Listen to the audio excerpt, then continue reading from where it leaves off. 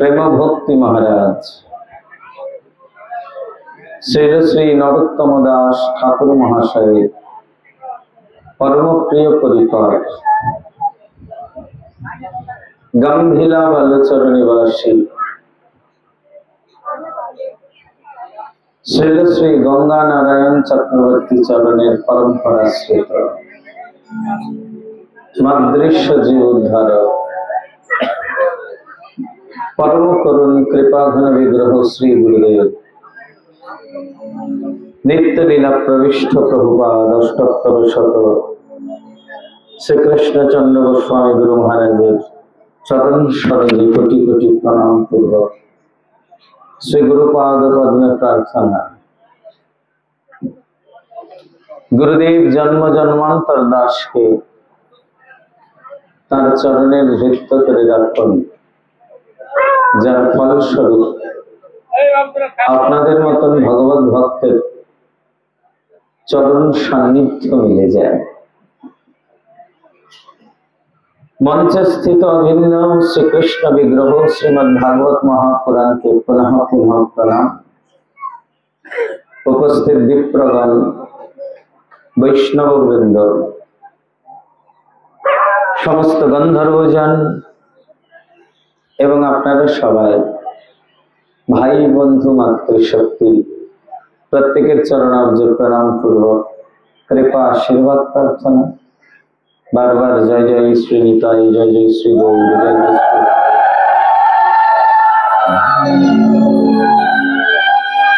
परमानंदेर विषय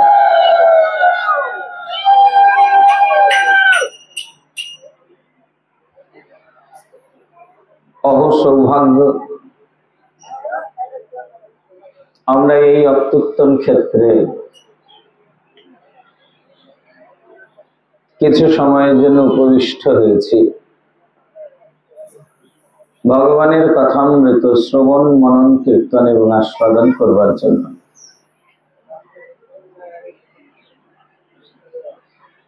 আমরা আস্বাদন করছি প্রেম ভক্তি মহারাজ अभिन्न नित्यानंद तनु श्री श्री नरोत्तम दास ठाकुर महाशय विरचित प्रेम भक्ति चंद्रिका होते गतदिन केवलमात्र आमरा भूमिका करेছি। आमादेर आलोच्य प्रयास भागवत शास्त्र मर्म नवविध भक्ति धर्म सदाई करिब सुसेवन अन्य देवाश्रय नाई तुम्हारे कहिला भाई এই तत्व परम कारण। तो प्रारंभे भागवत शास्त्र मर्म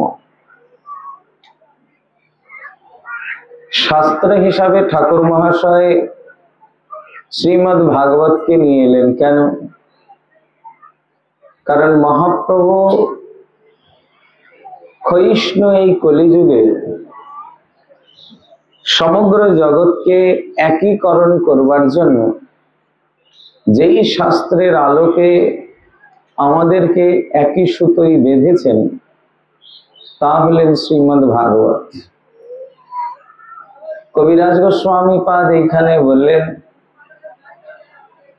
দুই ভাই হৃদয়ের খালি অন্ধকার দুই ভাগবত শনে করান সাক্ষাৎকার এক ভাগবত বড় ভাগবত শাস্ত্র আর এক ভাগবত ভক্ত ভক্তি রসপাত্র। দুই ভাই অর্থে এখানে নিতাই গৌরাঙ্গ। নিতাই গৌরাঙ্গকে ব্রজেন্দ্র নন্দন যেই শচীসুত হলো সেই বলরাম হইলা নিতাই। এখানে খুব ভালো করে লক্ষ্য করুন আমাদের গৌড়ীয় বৈষ্ণব সম্প্রদায়ে নিতাই গৌর কিন্তু কোনো মহাপুরুষ বা কোনো আচার্য বিশেষ নন। গৌড়ীয় বৈষ্ণব সম্প্রদায়ের অভীষ্ট ইষ্ট হলেন নিতাই গৌরাঙ্গ, পরম আরাধ্য তত্ত্ব। নিতাই গৌর আমাদের পরম আরাধ্য শুধু নয়, আমাদের ইষ্ট বস্তু। ঠাকুর মহাশয় কলম দিয়েছে নিথা গৌর চন্দ্র পাবো ওথা রাধা কৃষ্ণ, অর্থাৎ নিতাই গৌরাঙ্গের যারা চরণ আদর্শকে সারা জীবন ধরে লালন করলেন এবং তার ফলস্বরূপ যেই ব্রজ বৃন্দাবনের অত্যুত্তম প্রেম মাধুর্যের দ্বারা জীবন অতিবাহিত করলেন, তাদের প্রাপ্তি কি হবে? তারা শেষ পর্যন্ত মৃত্যুর পর কোথায় যাবেন? মূল প্রাপ্তি তো আমাদের এই শরীরে নয়। এর জন্য আমাদের শ্রী গুরুদেব আমাদের নতুন শরীর বা সিদ্ধ শরীর নির্মাণ করে দেন। এটা আমাদের পরম প্রাপ্তি। গুরুপাদ পদ্মে দীক্ষার পর শিষ্য কি প্রাপ্তি করে? নবজন্ম হয় তার, নতুন শরীর প্রাপ্তি হয় তার। সেই শরীর, সেই স্বরূপ শ্রী গুরুদেব তার নিরূপণ করে দেন যে তুমি এখন আর রাজশাহী জেলার একজন মানুষ নও, তুমি কি অখিল ব্রহ্মাণ্ড নায়ক ভগবান গৌরচন্দ্র নবদ্বীপ চন্দ্রের একজন দাস, আর বৃন্দাবনেশ্বরী সাক্ষাৎ জগদীশ্বরী ভগবতী রাধারানীর একজন দাসী। এই যে স্বরূপ নির্মাণ করে দিলেন শ্রী গুরুদেব, এটা আমাদের নিত্য শাশ্বত শরীর। এই নিত্য শাশ্বত শরীরের চিন্তন করতে করতে যখন আমাদের এই পার্থিব দেহের পতন হবে, তখন নিশ্চিত রূপে সেই শুদ্ধ গুরু প্রদত্ত চিন্ময় শরীরে আমরা ভগবত ধাম বা ভগবত লোক প্রবেশ করব। তবে অন্যান্য যত সম্প্রদায় আছে সনাতন ধর্মের, তাদের প্রাপ্তি একটা। যেমন যারা লক্ষ্মীনারায়ণের আরাধনা করেন তারা লক্ষ্মীনারায়ণকে পান, যারা সীতারামচন্দ্রের আরাধনা করেন রামানন্দী সম্প্রদায়, তারা সবাই সীতারামচন্দ্রকেই পান। নিম্বার্কাদি বহু সম্প্রদায় রাধাকৃষ্ণের আরাধনা করেন, তারাও রাধাকৃষ্ণই পান।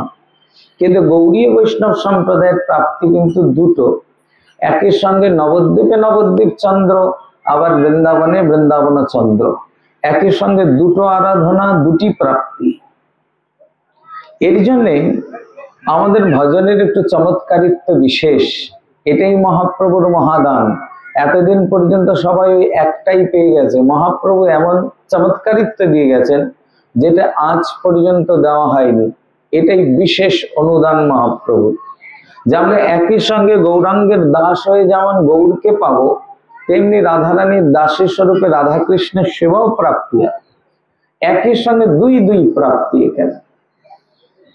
তাহলে আমাদের ইহজাগতিক শরীরে তো এটা প্রাপ্তি নয়, কারণ জাগতিক শরীর তো নিন্দিত শরীর মহারাজ। এই নিন্দিত শরীরটা তো চিন্ময় নয়। নিন্দিত শরীরটা সামান্য মর শরীর, মানে ক্ষিতি অপ তেজ মরুদ্বম, এই পাঞ্চভৌতিক তত্ত্বের দ্বারা এই শরীর নির্মিত হয়েছে। পঞ্চতত্ত্বে গঠিত আমাদের শরীর। ক্ষিতি মানে মাটি।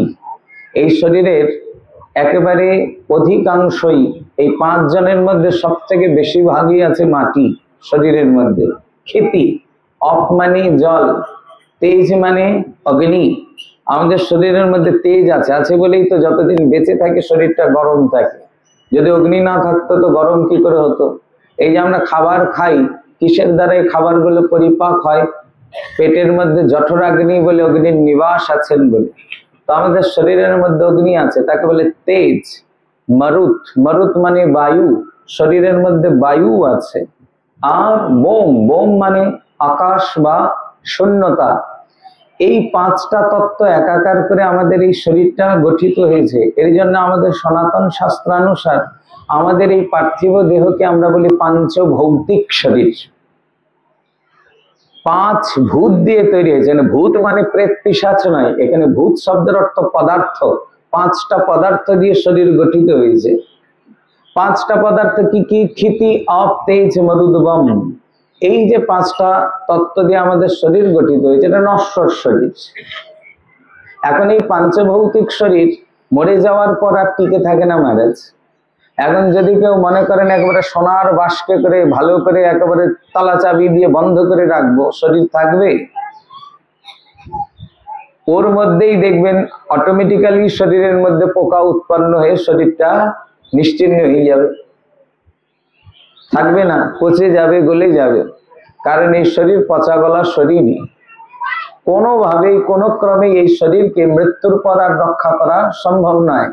তার জন্য আমাদের সনাতন শাস্ত্র আমাদের শরীরটা মৃত্যুর পর অগ্নিতে নিক্ষেপ করতে বলেছেন।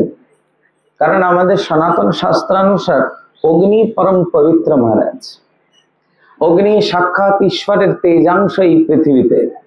ঈশ্বর তেজাংশে অগ্নি স্বরূপেই আমাদের ঘরে নিত্য বিরাজমান। এর জন্য আমাদের সনাতন হিন্দু ধর্মানুসার অগ্নি প্রজ্বলিত ভিন্ন কোনো শুভকর্ম শুভারম্ভ হয় না। আমরা পূজা করতে বসিও তো প্রথমে প্রদীপ জ্বালাই, নইলে দিনের বেলা প্রদীপ জ্বালানোর দরকার কি? কারণ অগ্নি হলেন সেই পরমাত্মার জ্যোতি স্বরূপের প্রকাশ। এর জন্য ঋগ্বেদের প্রথম মণ্ডলের প্রথম সূক্তই অগ্নি সূক্ত, বেদের প্রথম সূক্তই অগ্নি সূক্ত। সেখানেই অগ্নি মহিমা প্রকাশ করলেন। অগ্নি মিলে পুরোহিতম যজ্ঞস্য দেব মৃত্যুজম হোতারম রত্নধাতমম। অগ্নি শুধুমাত্র একটা প্রকাশ নয়, একটা যে যজ্ঞ হবে পরমাত্মার উদ্দেশ্যে, সেই যজ্ঞের পুরোহিতই ইনি, হোতাও ইনি, উদ্গাতাও ইনি। এমনকি এই যজ্ঞ সুসম্পন্ন হওয়ার পর পরমাত্মার কাছে পৌঁছে দেওয়ার যে ব্যবস্থা, সেটাও করবেন ইনি। মানে আমাদের কাছে অগ্নি হলেন পরমাত্মার প্রকাশ স্বরূপ। যেমন ধরুন, প্রকাশটা তো আমাদের কাছাকাছি থাকে। যেমন মনে করুন, সূর্য তো পৃথিবী থেকে কয়েক হাজার হাজার কোটি কোটি লক্ষ লক্ষ মাইল দূরে অবস্থান করছে, তাই না? কিন্তু আমরা অনেক সময় শীতের দিন বলি না, আমার জানলা দিয়ে প্রভাতের সূর্য এসে পড়লো। এখন জানলা দিয়ে প্রভাতের সূর্য এসে পড়লো মানে কি স্বয়ং সূর্য এলেন, না সূর্যের আলো এসে পৌঁছালো?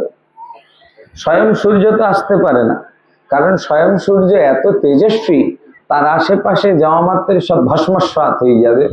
তো স্বয়ং সূর্য যদি আমার জানলা দিয়ে আসতেন, তাহলে তো জানলা বাড়ি ঘর সব পুড়ে ছাই হয়ে যেত। তাহলে আমরা যে বললাম জানলা দিয়ে সূর্য প্রবেশ করেছে, বলে এই যে বললাম, এর দ্বারা বোঝানো হলো সূর্যের প্রকাশ রূপে সূর্য প্রবেশ করেছেন। তো প্রকাশটা তো তার স্বরূপ, তাকে আমরা তাকেই মানি, এর থেকে তো ভিন্ন নয়। সূর্য আর সূর্যের প্রকাশ কি আলাদা? আলাদা নয়। সূর্য এবং সূর্যের প্রকাশ অভিন্ন হয়। ঠিক তেমনি ঈশ্বরের প্রকাশ স্বরূপ অগ্নি এই পৃথিবীতে বিরাজমান, এটা সনাতন ঋষির বিশ্বাস। এর জন্যে আমাদের কাছে অগ্নি পরম পবিত্র। এই জন্য সংস্কৃতে অগ্নির আরেক নাম হলো পাবক। পাবক কেন? যা অপবিত্র হয়ে যায় তা অগ্নি সন্নিধানে গেলেই সঙ্গে সঙ্গে শুদ্ধ হয়ে যায়। এই জন্য দেখবেন আমাদের কোনো পাত্র দূষিত হয়ে গেল, দেখা গেল কাঁসার টাসার পাত্র দূষিত হয়ে গেল, কি করা হবে? ওটাকে আবার পোড়াও। অগ্নি সন্নিধানে দিয়ে যদি আবার সেটাকে নিয়ে আসা হয়, শুদ্ধ হয়ে যায়।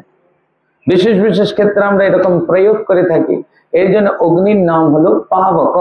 যেহেতু অগ্নির সংস্পর্শ মাত্রই অনেক বস্তু শুদ্ধ হয়ে যায়, যেগুলির অশুদ্ধতা প্রাপ্তি হয়েছে তাও অগ্নি সন্নিধানে গেলে শুদ্ধ হয়ে যায়। এবার মনে করা হয় যে আমাদের এই শরীরটা যখন পঞ্চত্ব প্রাপ্তি করলে, শরীর থেকে শরীরই যিনি, শরীরীকে আত্মা, আত্মাটাকে ইনি ঈশ্বরের প্রকাশ, এটাও ঈশ্বরের প্রকাশ স্বরূপ। ঈশ্বর বহু বহু স্বরূপে এই জগতেই বিরাজমান। তিনি জগতের অতীত তত্ত্ব হয়েও এই জগতের মধ্যেই বিরাজমান আছেন। এটাই ঈশ্বরের ঈশ্বরত্ব। এটা সনাতন ঋষি মানেন এবং মেনে সেই রকমই স্তুতি বন্দনা করেন। তিনি কোথায় নেই। উপনিষদ বললেন সর্বং খালিদম ব্রহ্ম, এই বিশ্ব ব্রহ্মাণ্ডের সর্বত্রই তো তিনি বিলাস করেছেন। কোথায় বিলাস করছেন না? একটা ধূলিকণা থেকে আরম্ভ করে ব্রহ্মা পর্যন্ত, একটা কুকুর থেকে হস্তি পর্যন্ত, ব্রাহ্মণ থেকে চণ্ডাল পর্যন্ত যার বিলাস, তিনি পরম ব্রহ্ম, তিনি সাক্ষাৎ ঈশ্বর। এই জন্য সনাতন ঋষি সর্বত্রই সবাইকেই প্রণাম করেছেন, সর্বত্রই সবারই নমস্কার করেছেন, সর্বত্র সবারই অভিনন্দন জানিয়েছেন। কারণ এমন বস্তু এই জগতে নাই যার মধ্যে ঈশ্বরের প্রকাশ নাই। ফলে কাউকে দুঃখ দেবে না। কাকে দুঃখ দেবে? একটা কুকুরকে মারাও সনাতন ধর্মে নিষেধ মহারাজ। কারণ একজন কুকুরের মধ্যেও সত্তারূপে আত্মারূপে যিনি অবস্থান করেছেন, তিনি পরম ব্রহ্মেরই প্রকাশ। এই পরম ব্রহ্মের প্রকাশটাই আত্মারূপে তার বিলাস করেছেন। আর যদি সম্বন্ধ তত্ত্বের দিকেও ভাবেন, সম্বন্ধের দিক থেকেও চিন্তা করলে, আমাকেও সৃষ্টি করেছেন যেই স্রষ্টা, একজন কুকুরকেও সৃষ্টি করেছে সেই স্রষ্টাই, আলাদা জন্তু নয়। তাহলে সম্বন্ধে আমারও পিতা যদি গোবিন্দ হন, কুকুরেরও পিতা গোবিন্দ হবেন, তাহলে আমার সঙ্গে তার সম্বন্ধ আছে। কি সম্বন্ধ? কিছু না হলেও তো ভাই ভাই সম্বন্ধ আছে মহারাজ। অন্তত আমি সবল হয়ে দুর্বল ভাইকে পিটিয়ে মারবো, সেটা সনাতন ধর্ম হয় না। এরই জন্য অনেকে হয়তো বুঝে উঠতে পারেন না, মনে করেন বৈষ্ণবরা সব বেশি বেশি নাক ছিটকায়, বৈষ্ণবদের বেশি বেশি একটু, সাধুদের বেশি বেশি ভঙ্গি, এরকম অনেকেই মনে করে থাকে, কিন্তু আদৌ তা নয়। এই যে দেখবেন বৈষ্ণবদের মধ্যে খাওয়া দাওয়ার বাদ বিচার কেন, এটারও কারণ এটাই। কারণ বৈষ্ণবের দৃষ্টিতে আপনারা যেটাকে মাছ মাংস রূপে দেখতে পাচ্ছেন, বৈষ্ণব দেখতে পাচ্ছেন এগুলোও আমার সেই স্রষ্টার, আমার প্রিয় ঈশ্বরের সৃষ্টি, আমিও তার সৃষ্টি, আমিও তার সন্তান, ওই মাছগুলোও তার সন্তান, ওই হাঁস মুরগিগুলোও তার সন্তান, ওই পাঁঠা ছাগলগুলোও তারই সন্তান, অন্য কারো কি? তাহলে আমি যদি তার সন্তান হই, তারাও যদি তার সন্তান হয়, তাহলে সম্বন্ধে তো ভাই ভাই আমরা। তাহলে আমি আজকে সবল ভাই হয়ে আমার দুর্বল ভাইকে কেটে খাবো, এটা মানবিক ধর্ম নয়, এটা মানবতা নয়, এটা মানবতার নিধন হয়ে গেল। আমি হিংস্রতালে, তাহলে আমার মধ্যে পশুত্ব বিরাজমান হয়ে আছে, আমার মধ্যে কতগুলি বাঘ সিংহ শেয়ালের মতন হিংস্রতা আমার মধ্যে আছে, তাহলে আমি মানুষ হয়েও মানুষ হতে পারিনি। এর জন্য দেখবেন বাংলায় একটা শব্দ আছে পাশব প্রবৃত্তি। পাশব প্রবৃত্তি মানে কি? যে দেখতে মানুষ কিন্তু যার মধ্যে অজস্র পশু বাস করছে, সেই প্রবৃত্তিকে আমরা বলি পাশব প্রবৃত্তি, তাই না? দেখতে মানুষ কিন্তু তার একটাও চাল চলন একটাও মানুষের মতন নয়। যেমন ধরেন একটা কুকুরকে, পাশাপাশি যদি দুটো কুকুরকে আপনি খেতে দেন, একই রকমেরই খাবার দিয়েছেন দুজন, যে সবল সে কিন্তু দুর্বলের দিকে ঘাউ করে চলে যাবে, ওকে খেতে দেবে না। তো আমি মানুষ, পাশের বাড়ির লোকের ভালো দেখে যখন আমারও এরকম হিংস্রতা উৎপন্ন হবে, খেউ করে যাব তার দিকে, তার মানে মনে হবে যে আমার মধ্যে বহু লক্ষ লক্ষ কুকুর আছে, থাকবে না কেন? সনাতন ঋষি বলেছেন আমরা তো 84 লক্ষ জনই ভ্রমণ করে একবার মানব শরীর পাচ্ছি, তার মানে আমি কোনোদিন কুকুর শেয়াল বাঘ সিংহ এগুলো তো ছিলাম না, তত নয়। সেই সেই জন্মে সেই সেই স্বভাব তো আমার মধ্যে থাকবে। তাই আমাদের সনাতন ঋষি বললেন যে তুমি মানুষ হয়ে জন্মালে মানে মানুষ এখনো হওনি, মানুষ হওয়াটা সাধনা, মানুষ হতে হবে এবার তোমাকে। এবার মানুষ হতে গেলে ওই পশুত্বগুলিকে বধ করতে হবে। যত যত পাশব প্রবৃত্তিকে তুমি দমন করতে পারো, তুমি মানুষ হয়ে উঠবে। এবার মানুষ হয়ে উঠলে তোমার যশ খ্যাতি হবে, সবাই প্রণাম করবে, শ্রদ্ধা করবে, তোমার মানবীয় গুণে অনেকে মুগ্ধ হবে। সেখানেও আটকে থাকলে হবে না। এরপরে যশের যখন খুব বর্ধন হবে, প্রণামের মাত্রা যখন খুব বেড়ে যাবে, তখন সেটাকে বলে দেবত্ব। দেবত্বে সবাই তখন যশ খ্যাতি ঘোষণা করবেন মহারাজ, খুব নমো নমো করবেন, সবাই প্রণাম করবেন, খুব যশ হবে। বলে দেবত্বেও আটকে থাকলে চলবে না। এই দেবত্ব থেকে অতিক্রম করে যদি চলে যাওয়া যায়, তখন পরম জ্ঞানী হয়ে যাবে। আর জ্ঞানীর সেই ব্রহ্মত্ব স্বরূপ ব্রহ্ম সাজুজ্য আদি প্রাপ্তি হবে। সাজুজ্যেও বসে থাকলে হবে না, ওটাকে অতিক্রম করতে হবে। করলে সেই যোগীর পরমাত্মা তত্ত্বে বিলীন হওয়ার সৌভাগ্য প্রাপ্তি হয়। সেই পরমাত্মা তত্ত্বে বিলীন হলেও হবে না। আমাদের ভাগবত বলছেন আরো এগিয়ে যাও। এবার আরো এগিয়ে গেলে তাহলে সেই পরতত্ত্ব, সেই ভগবানের দাস হওয়ার সৌভাগ্য লাভ হয়, তখন তিনি ভক্ত বলে পরিচিতি লাভ করেন। তাহলে ভক্ত হতে গেলে এতগুলি স্টেপ তো তাকে অতিক্রম করতে হবে। যতক্ষণ এতগুলি স্টেপ অতিক্রম না করেছেন, এক স্তরে তো তিনি ভক্ত হতে পারেন না। এই জন্য আমাদের গুরুদেব বারবার বলতেন, সাধু কি হবে না হবে সেটা পরে দেখা যাবে, আগে একটা ভালো মানুষ হয়ে দেখাও। আগে একটা ভালো মানুষ হওয়া দরকার। কারণ মানুষ যদি আমরা ভালো না হই, সাধুই হব কি আর বৈষ্ণবী হব কি আর কি হব? তখন শুধুমাত্র নামে মাত্রই তিলকধারী মালাধারী হয়ে বসে থাকবো, কিন্তু মনের মধ্যে কোনো দয়া মায়া ভালোবাসা প্রেম কিচ্ছুই থাকবে না মহারাজ। সারাদিন ঝগড়া করা, সারাদিন চুগলি করা, পরনিন্দা পরচর্চা মারপিট এই নিয়ে করে আছি। তাহলে বৈষ্ণব দেখতে হলেও তখন তো বৈষ্ণব হয়ে উঠলাম না, মুশকিল হয়ে যাবে। এর জন্যে আমাদের শাস্ত্রে মানবীয় গুণ বিকাশের এটাও একটা সাধনা। নিজের মধ্যে পার্শ্ব প্রবৃত্তিগুলোকে জয় করো, আমাদের শাস্ত্রানুসার মাংস ভক্ষণের প্রবৃত্তি একটা পাশব প্রবৃত্তি, এটাকে পরিত্যাগ করতে হয়। আর বিশেষত আপনারা যেগুলিকে মাছ মাংস রূপে দেখতে পাচ্ছেন, আমাদের সনাতন শাস্ত্রানুসার এগুলি কোনো দামি বস্তু নয় মহারাজ, এগুলি সবই এক একটা লাশ, মৃতদেহ। যেমন মানুষ মরে গেলে বলো হরি হরি বল বলে যখন নিয়ে যাচ্ছে, তাকে দর্শন করলে স্পর্শ করলে অশুদ্ধি হয়, স্নান করতে হয় তবেই শুদ্ধি হয়। আপনার রান্নাঘরে প্রত্যেক দিন যে আপনি অত মরা মাছ নিয়ে যাচ্ছেন, মরা মুরগি নিয়ে যাচ্ছেন, মরা হাঁস নিয়ে যাচ্ছেন, মরা ছাগল নিয়ে যাচ্ছেন, সেগুলি স্পর্শ করলে আপনার শুদ্ধি হবে? শুদ্ধি হবে না। ওগুলি স্পর্শ অশুদ্ধি আসবে, কারণ ওগুলো মরা, মরা নয়, সেগুলি কি তাজা? তাইলে এগুলি মরা। এর জন্য শ্রীমদ্ ভাগবতের পঞ্চম স্কন্ধ পড়বেন, সেখানে স্পষ্টই বর্ণনা আছে, যারা কেবলমাত্র জিহ্বার লালসায় মাছ মাংস ভোজন করেন, মৃত্যুর পর ভয়ঙ্কর যমপুরুষ তাদের ধরে নিয়ে গিয়ে কুম্ভীপাক নামক নরকে নিক্ষেপ করেন। কুম্ভীপাক বড় ভয়ঙ্কর নরক মহারাজ। এই নরকে কি আছে? বড় বড় কড়াই বসানোই আছে, কড়াইয়ে তেল টকবক করে ফুটছে। আপনি ইহ জগতে যেমন মাছের আঁশ ছাড়িয়েছেন, মাংসের ছাল ছাড়িয়েছেন, তারপরে লবণ লঙ্কা মেখে হলুদ মেখে সেগুলিকে রান্না করেছেন, ওইখানে আপনাকেও রান্না করা হবে। মুশকিল এই, ইহ জগতে মাছ মাংস কাটা মাত্রিতে মরেই গেছে, কিন্তু ওখানে আপনি মরবেন না। যত চিৎকার করবেন ততই একেবারে ডুবিয়ে ডুবিয়ে ভাজবে, আর যত ভাজবে একেবারে ভেজে চানাচুর বানাবে, তবু প্রাণ যাবে না ওখানে। এই কুম্ভীপাকম, কুম্ভীপাক নরকে বড় ভয়ঙ্কর যন্ত্রণা।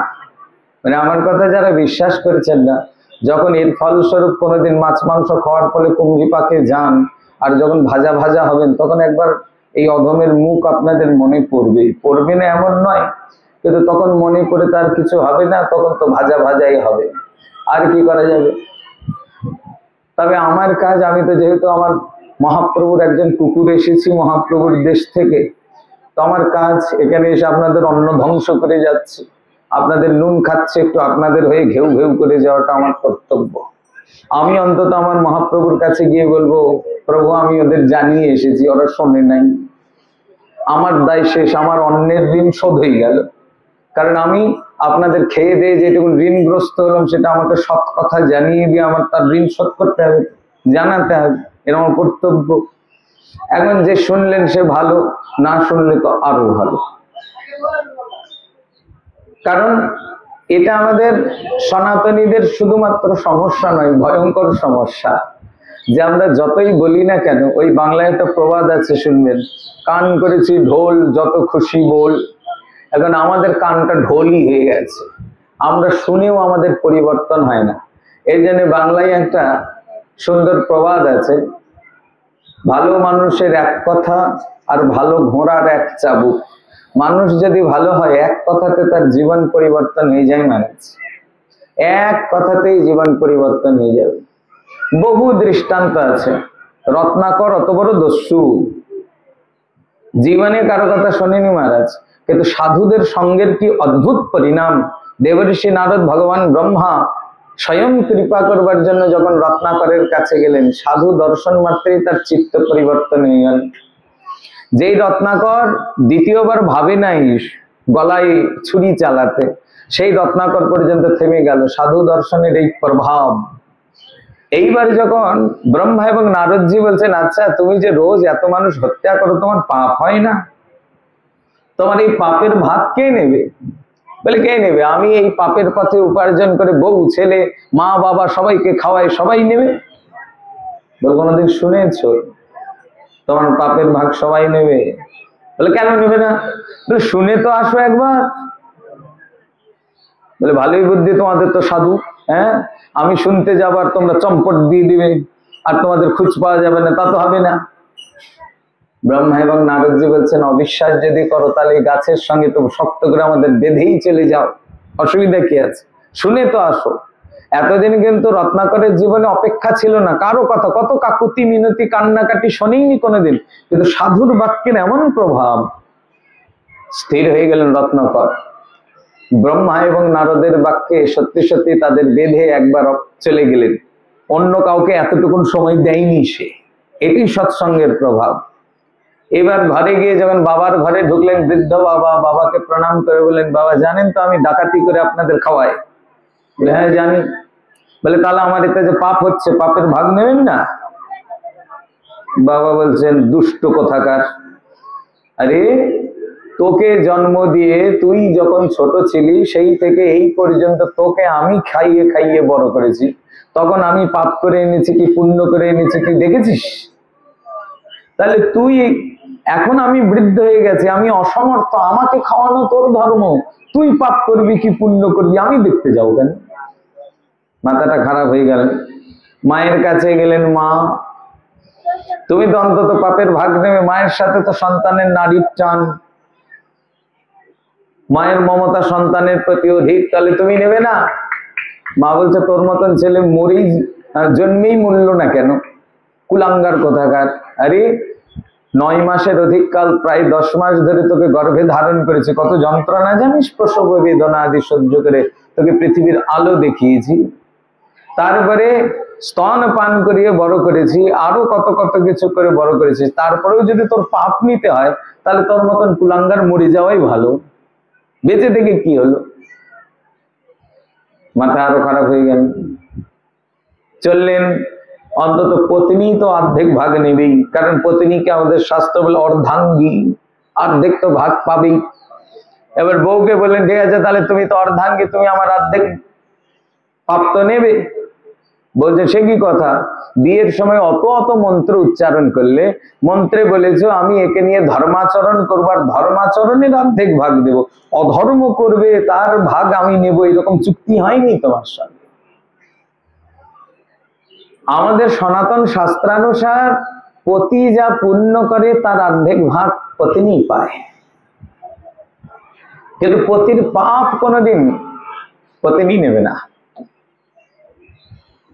সে যদি কখনো কোনো পত্নী এমন সাবিত্রীর মতো হয়, যিনি পতিকে বাঁচানোর জন্য নিজের পুণ্যাংশ দিয়ে পতিকে ফিরে নিয়ে আসছেন, বেহুলার মতন কেউ নিজের ইচ্ছা থাকে, কিন্তু প্রায় পতি পত্নীর মধ্যে এরকম সম্বন্ধ ফলে না ম্যানেজ। বেশিরভাগই পতি পত্নীর সম্বন্ধের মধ্যে এক জন্মে অতিষ্ঠ হয়ে যাচ্ছে, উফ কবে যে এই জন্মটা ছুটবে বাবা, এই মরা মুখার হাত থেকে বাঁচবো, এক জন্মেই পত্নী অতিষ্ঠ হয়ে যায়, ফলে তার জন্য সে তার পুণ্য দান করবে এরকম আশা করা যায়? আশা করা যায় না। ফলে পত্নী যদি নিজে ইচ্ছা না করে, পত্নীর পুণ্য কোনোদিনই পতি পাবে না, কিন্তু পতি চাক আর না চাক পতির পুণ্যের অর্ধেক পুণ্য এমনিতেই পত্নী পাবে, ওটা চুক্তি হয়েছে। কারণ পত্নী তো কম ত্যাগ করেনি পতির জন্য, নিজের বাপের বাড়ি, বাবা মা, পিতৃকুল পিতৃ গোত্র পরিত্যাগ করেছেন, প্রথমত আত্মীয় স্বজন বন্ধু পরিজন সব ছেড়ে দিয়ে পতির কাছে এসেছেন, কম ত্যাগ তো নাই একজন স্ত্রীর। হ্যাঁ, যে হয়তো বাপের বাড়িতে একবার লাট সাহেবের মেয়ের মতন বড় হতো, সে শ্বশুর বাড়িতে এসে একবার চাকরানির মতন ঝাড়ু ঝেঁটা লেপা পোছা এত কিছু করে যাচ্ছে, তো মাগনা মাগনা নয়। তারপরে তার গর্ভ থেকে পতির বংশধর প্রাপ্তি হবে, সেটাও তো মাগনা নয়, তার জন্য অর্ধেক পুণ্য প্রাপ্তি হবে। তবে হিন্দুরা এখানে বড়ই বলদ জাতি বিশেষ, কেউ মন খারাপ করবেন না। আমি প্রায় দেখি বেটা ছেলেরাই কোনো ধর্মাচরণ করে না হিন্দুদের মধ্যে। এই যে এখানেও দেখেন যে কয়জন আছে তার মধ্যে মেয়ে মানুষই বেশি আছে, বেটা ছেলে কজন এসেছে হাতে গোনা কজন। কারণ বেটা ছেলেরা হিন্দুদের মধ্যে প্রায় জানে তাদের ধর্ম কর্ম সব মেয়ে মানুষরা করলেই হবে, অথচ এটা তারা জানেই না, মেয়ে মানুষ না দিলে তাদের কপালে 1 ইঞ্চিও কিচ্ছু মিলবে না, বরং তারা যা পুণ্যাচরণ করবে তার অর্ধেক বউ নিয়ে চম্পট দিয়ে চলে যাবে। হ্যাঁ, তাহলে বেটা ছেলেদের ভাগ্যে কি থাকবে? অথচ দেখবেন আমাদের বেশিরভাগই হিন্দুদের বাড়ির ঠাকুর ঘরকে সামলায়, মেয়ে মানুষই সামলায়, বেটা ছেলেদের আবার ঠাকুর ঘরে ঢুকলে তাদের পৌরুষ নষ্ট হয়ে যায়। তারা চায়ের দোকানে আড্ডা দিতে পারে, রাস্তার মোড়ে গপ্প করে সময় নষ্ট করতে পারে, এখানে ওখানে আড্ডা দেওয়া তাদের পক্ষে ভালো, কিন্তু ঠাকুর ঘরে ঢোকাটা তাদের পক্ষে পৌরসাহানি। আজকেই জানেন, আপনার বউ যদি 2টো তুলসী গোবিন্দকে দেয় তো আপনাকে অন্তত 8টা তুলসী দিতে হবে, কারণ তার 2টার ফল তো থাকলেই, আবার আপনি 8টা না দিলে ওর 4টার ফল চলে, ওর তো 6টা হবে, আপনার তাও কপালে 4টার ফল থাকবে, তাই না? তবে বেশি না দিলে তো আপনার কপালে কিছুই থাকবে না। পুরুষকেই বেশি সাধন করতে হবে, পুরুষকেই বেশি বেশি কিছু করতে হবে, নইলে পুরুষের কপালে কিছুই থাকবে না। বউ যদি 4 মালা হরিনাম জপ করে, অন্তত বরের তো মিনিমাম 16 মালার বেশি জপ করতে হবে মানে। কারণ বউয়ের 4 গুণ যদি বর করে তবেই সেখান থেকে হাফ হয়ে সামান্য কিছু থাকবে পুরুষের ভাগ্যে, নইলে থাকবে না। কিন্তু আমরা প্রায় দেখি এগুলো বিপরীত। তার কারণ কি? কারণ আমাদের সনাতন ধর্ম নিয়ে চর্চা আমাদের মধ্যে নাই। আমরা কখনো আমাদের ধর্ম সম্পর্কে চর্চাই করি নাই। এবার রত্নাকর তার পত্নীর কাছে গেলেন, পত্নী বলছে তোমার পুণ্যের অর্ধেক পাবো, চুক্তি হয়েছে, পাপ নেওয়ার তো চুক্তি হয়নি, নেবো কেন? রত্নাকরের মাথাটা সত্যি খারাপ হয়ে গেল, সর্বনাশ, সাধু তো তাহলে ঠিকই বলেছেন, তাহলে আমার এই পাপের ফল কি হবে? দৌড়ে ছুটে গিয়ে সাধুর চরণে নিপতিত হলেন, আমার তাহলে কি হবে? তখন ব্রহ্মাজি এবং নারদজি নিজের স্বরূপ প্রকট করে বললেন, কোনো অসুবিধা নাই রত্নাকর, আজ থেকে তুমি প্রভু শ্রী রামের শরণ গ্রহণ করো। ভগবান শ্রীরাম পতিত পাবন সীতারাম। মহামহা পতিত পাষণ্ডী পর্যন্ত প্রভু রামচন্দ্রের শরণ নিয়ে তারা উদ্ধার হয়ে গেছেন। তুমি রাম নাম উচ্চারণ করো। এত পাপ জীবনে করেছে, রাম উচ্চারণ করতে পারছে না মহারাজ। কিন্তু মহতের স্বভাব তো তারণ করা। মহৎ একটা মরা গাছের ডাল দেখে বলছে, দেখো তো এই ডালটা কেমন? ওটা বলে মরা, তাহলে তুমি মরাই উচ্চারণ করো। অন্তত মরা মরা মরা মরা বলতে বলতে তো রাম রাম শব্দ রত্নাকর মরা মরা করতে করতে রাম শব্দ উচ্চারণ হয়ে গেল। আর সেই রামের নাম স্বরূপে তিনি একদিন বাল্মীকি ঋষি হয়ে গেলেন। এর সৎসঙ্গের প্রভাব। যদি সৎসঙ্গ কেউ মানে তাহলে তার জীবন পরিবর্তন হয়, তার জীবনে এইরকমই ভগবান মিলে যায়। কিন্তু যদি কেউ সাধুর বাক্য মানেই না, হয় হলে সাধু মেলা কথা কয়, সব কথা শোনা যাবে নাকি? এরকম যদি হয় তাহলে তার জীবনে কোনো পরিবর্তন হয় না। তাহলে এখানে বসে থাকাটাই বেকার, এখানে আসাও বেকার। তার থেকে বাড়িতে যদি একটু ঝাড়ু ঝাঁটা লেপা পোছা কিছু করতেন, তাও কিছু কাজের কাজ হতো। এখানে এসেই বা কি লাভ? কোনো লাভ নেই। কারণ এখানে এসে বসলেই কল্যাণ হবে না। এখানে যা শুনলাম সেটার দ্বারা জীবন যাপন করে নিজের জীবন পরিবর্তন করলে তবে কল্যাণ। আমরা অনেক সময় মনে করি হিন্দুরা যে কীর্তনের আসরে গিয়ে শুধু রাত জাগে জেগে কীর্তন শুনবো আর মাঝে মাঝে নিতাই গৌর হরিবল করে একটু গড়াগড়ি দেবো আর উদ্ধার হয়ে যাবো। অত সোজা না। বাংলায় শুনেছেন না, অত হরির নাম খাবলা খাবলা না, একবার অতই সহজে উদ্ধার হয়ে যাবে না। শুধু কীর্তন শুনে একবারে নিতাই গৌর হরিবল বলে একবারে শুধু ধ্বনি দিলেই কাজ হবে না, ওই দ্বারা জীবন যাপন করতে হবে। তেমনি ভাগবত এখানে শ্রবণ হচ্ছে, শ্রবণের দ্বারাই কেবলমাত্র মঙ্গল প্রাপ্তি হবে না, এই শ্রবণের দ্বারা নিজের জীবনটাকে তৈরি করতে হবে, নিজের জীবনটা ভাগবত করতে হবে। ভাগবত শুনতে শুনতে নিজেই ভাগবত হয়ে যেতে হবে। মানে এক ভাগবত বড় ভাগবত শাস্ত্র, এক তো ভাগবত শাস্ত্র ভগবান স্বয়ংই গ্রন্থরূপে ভাগবত কৃষ্ণ অবতার। তাহলে গ্রন্থরূপে তিনি তো সাক্ষাৎ শ্রীকৃষ্ণই, শ্রীমদ ভাগবত আখ্যায়ম প্রত্যক্ষ কৃষ্ণই বই। গ্রন্থরূপে তো ভাগবত বই নয়, বই পুস্তক। আমাদের সনাতন শাস্ত্রানুসার ভাগবত তো স্বয়ং শ্রীকৃষ্ণই, স্বয়ং গোবিন্দই। এই জন্য ব্যাসাবতার বৃন্দাবন দাস ঠাকুর বললেন, ভাগবত যে না মানে সে যবন সম, জন্মে জন্মে তার শাস্তা আছে প্রভু যম। যে ভাগবত না মানে সে তো পাষাণ্ডী, তার শাস্তিটা একমাত্র জমালয়ই বন্দোবস্ত করা আছে, জমই তার মিত্র। কারণ ভাগবত তো কোনো পুস্তক নয়, ভাগবত তো কোনো বই নয়, ভাগবত স্বয়ং শ্রীকৃষ্ণ। তাহলে স্বয়ং শ্রীকৃষ্ণ ভাগবত রূপে কেন এসেছেন? বলে দেখেন, আমরা সাধারণ অধম পতিত জীব, প্রথমত আমরা কলিহত জীব।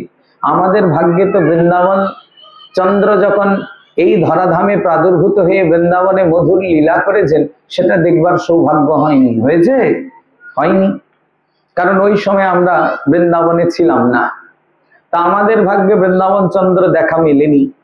হয়েছে কলিযুগে, কলিযুগে সেই বৃন্দাবন চন্দ্র নবদ্বীপ চন্দ্র রূপে এসেছেন, নবদ্বীপেও তাকে দেখবার সৌভাগ্য হয়নি। হলো? হলো না। তাহলে আমাদের ভাগ্যে কৃষ্ণের সান্নিধ্য কি করে হবে? ভগবান শ্রীকৃষ্ণ তাই আমাদের মতন সাধারণ কলিহত জীবের পক্ষেও সুলভ হওয়ার জন্য ভাগবত মূর্তিতে আমাদের ঘরের দরজায় এসে দাঁড়িয়েছে। যন্তত ভাগবতের সান্নিধ্য, ভাগবতের কথাও যদি আমরা শুনি, কানেরও ভিতর দিয়া মরমে পশিল গো আকুল করিল মন প্রাণ।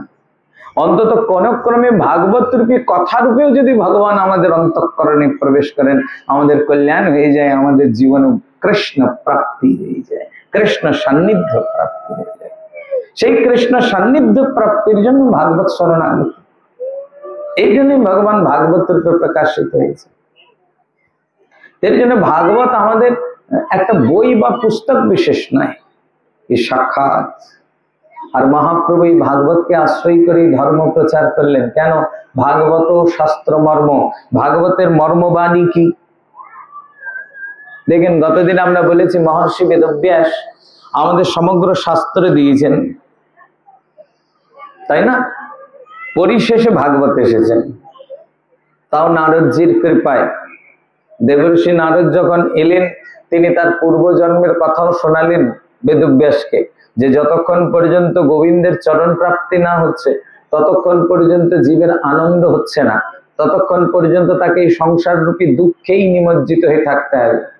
এই যে বারবার আমাদের শাস্ত্র সংসারটাকে দুঃখ বলছেন, এই যে আপনারা তো সংসারের ঘানি অনেকদিন টানছেন, আমার থেকে বেশিরভাগই আপনাদের বয়স বেশি, আমার থেকে অভিজ্ঞতা আপনাদের অনেক বেশি।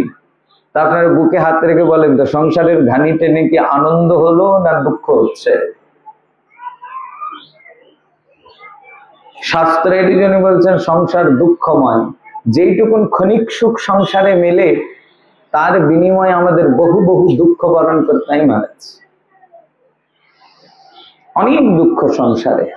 সংসারে এমন কোন ব্যক্তিই নেই যিনি চিরসুখী। চিরসুখী শব্দে কেউ অভিহিত হয় সংসারে? সংসারে প্রতিনিয়ত দুঃখের কষাঘাত। কেন? কারণ সংসারে আমরা যাদেরকে আপন বলে মনে করছি, এই স্ত্রী, পুত্র, আত্মীয় স্বজন, বন্ধু, পরিজন, আমাদের শাস্ত্র বলছেন এগুলো কেউ আমাদের আপন নয়।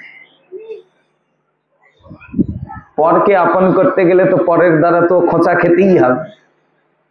তাহলে আমার প্রকৃত আপনকে, প্রকৃত নিজজনকে? আমার প্রকৃত নিজজন হলো আমার গৌর, আমার গোবিন্দ। এই বিশ্ব ব্রহ্মাণ্ডে একমাত্র আমার বলে যদি কেউ থেকে থাকে, তা একমাত্র আমার গোবিন্দ, আমার গৌর আছেন, আর কেউই আমার নয়। এই জন্য মিরাজি বলছেন না, মেরে তো গিরধারী গোপালা দুসরা নকই। আমার জীবনে তো একমাত্র গিরিধারী গোপাল আছেন, আর কে আছে?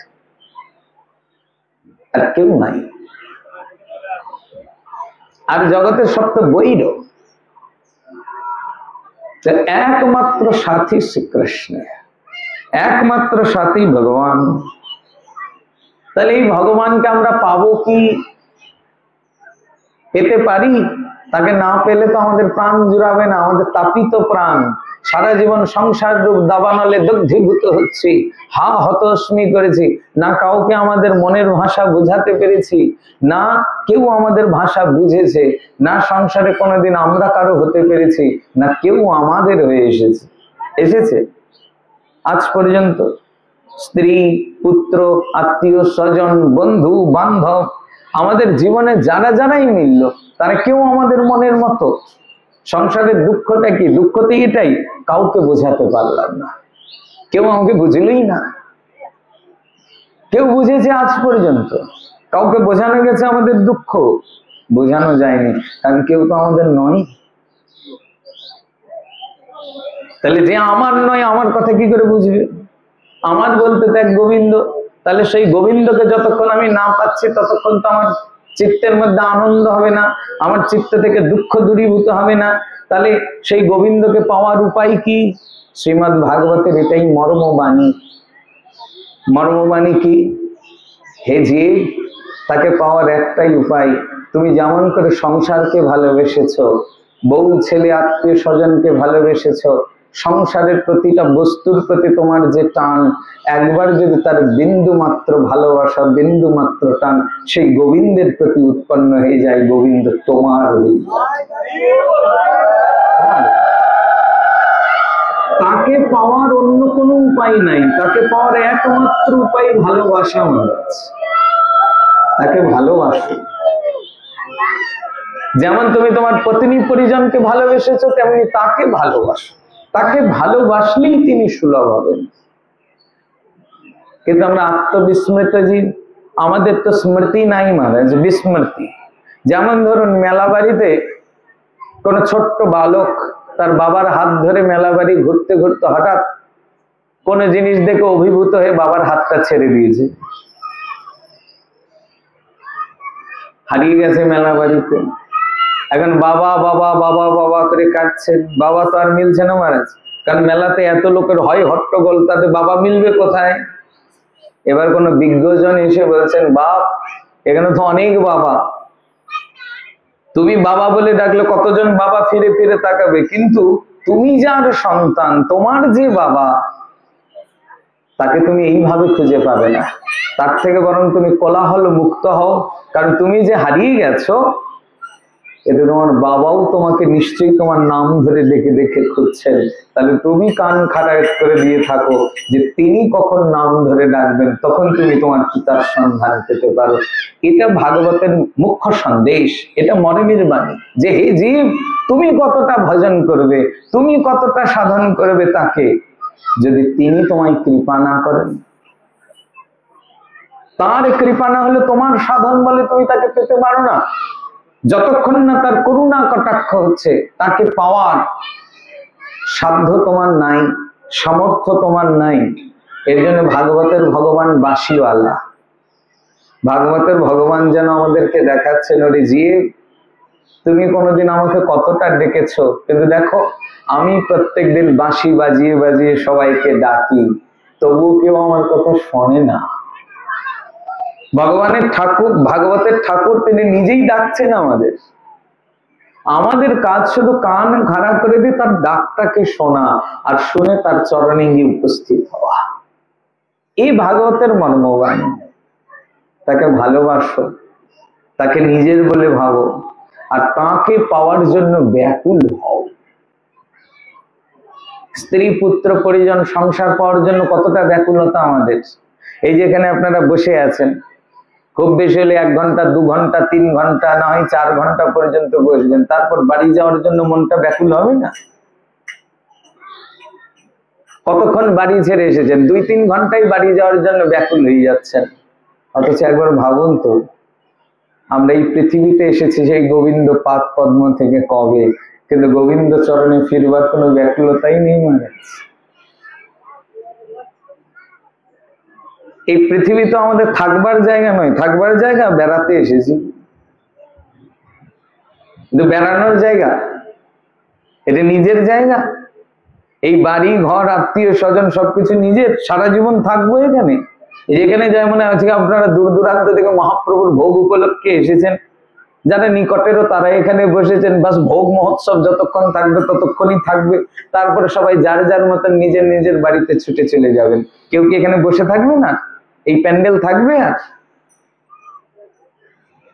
রাজার যে রাজ্য পাঠ যেন নাটুয়ার নাট, দেখিতে দেখিতে কিছু নয়, হেন মায়া করে যেই পরম ঈশ্বর সেই, তারে মন সদা করো ভয়।